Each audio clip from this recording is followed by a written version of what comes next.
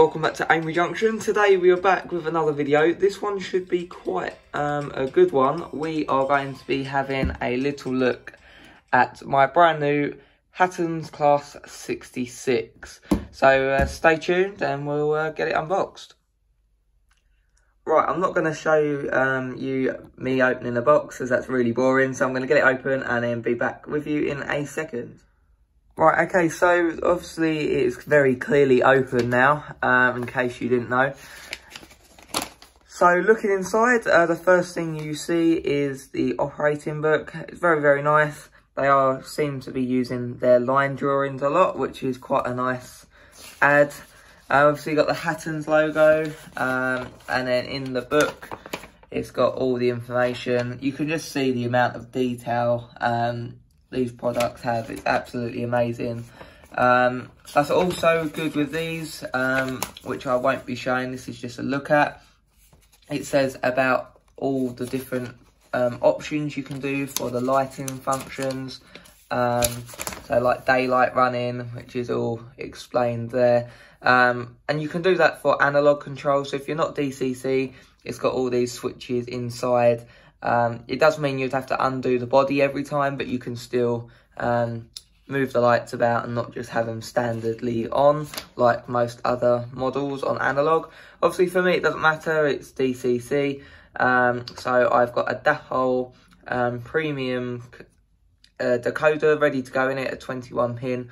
So that should give access to all our functions and have enough features ready and available, spare on it, to accept all these different options and functions you can do, as there literally is so many.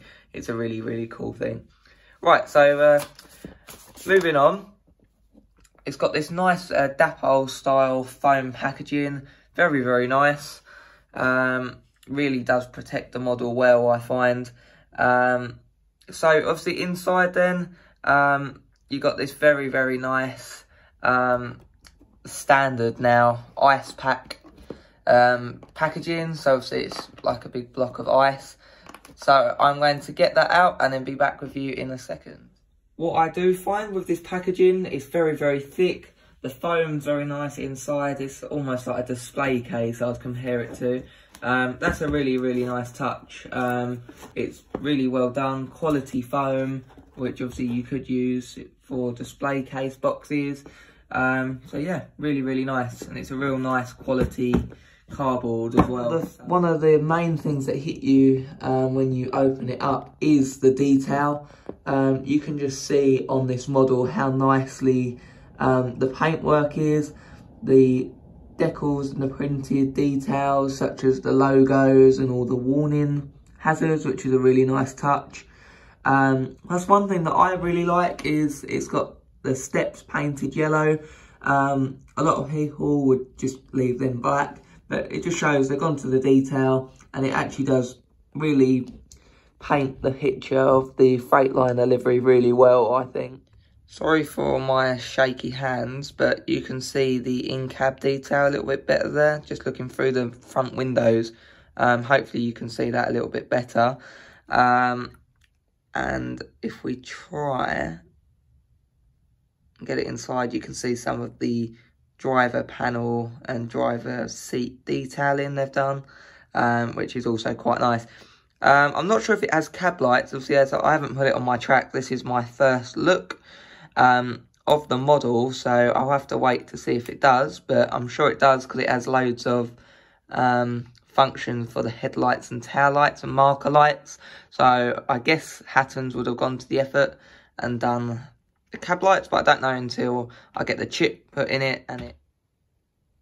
So that's just a bit of a look inside the cab a little bit more, just to see that detail, which is really, really nice.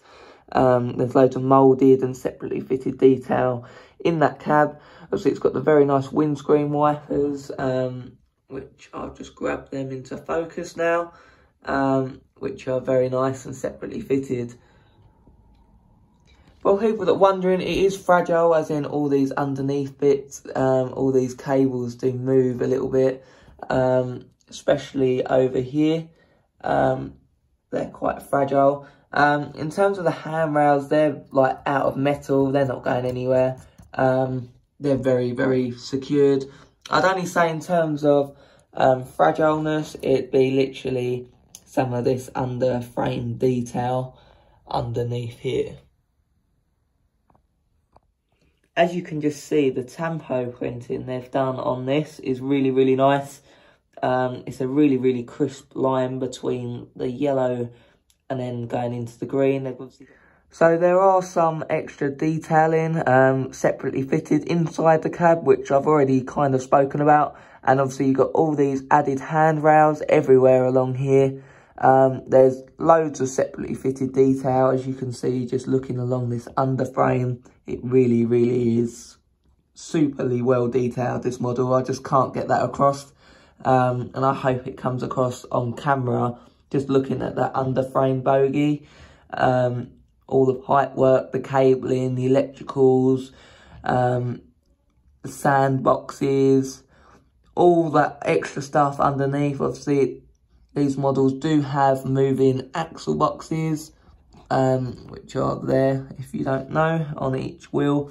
They spin round, which is a first in the double O gauge market. So, yeah, it really is a groundbreaking model. So, hopefully this just gives you an insight of the underframe detail these come fitted with. It's absolutely stunning. Right, so what I was saying about this detail, it's kind of piping. Not sure if I can get my thumb in there, but like this kind of piping, very flimsy and flexible. So you just kind of have to be careful with it. Right, so going onto the roof then, you've got all these nice rivets picked out on the roof. Obviously going onto the exhaust, that's a separately fitted detail, which is really, really nice. That's really well picked out and extremely realistic. You've got these access hatches and kind of inspection hatches on the top. They're just moulded in, but still look very nice. And then you go on to the exhaust vent. I'm not too sure if that's what it is, but some form of vent, which just looks really, really nice. It's obviously got this etched metal grille over the top, and then you can actually see ventilation vents inside picked out as well. And it just really does create some depth looking in, and it's definitely really, really cool. Hattons definitely did spend a lot of time working for this model, as the effort does just show off. It's really, really nice, and it definitely is the best 66 you can buy out there on the market at the moment. Right, okay, so I'm going to fit its chip now. I've got my Dapol Premium decoder, which should have enough functions available on it to fulfill Hattons' kind of mass of functions and stuff you can do with this model. So I'm going to get that fitted now. I'm not going to show that, as a lot of people do know how to fit chips, and this is not what that video is about. And then I'll see you up in the loft and we'll give it a little run round. So it's on the layout, it's all chipped up and ready and raring to go.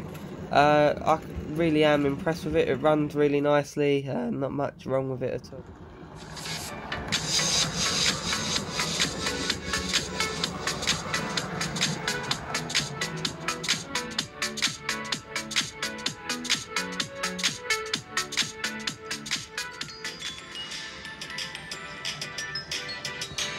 Right, okay, so that's where we're going to leave it for today's video. I do hope you enjoyed it. As always, I will see you in my next video.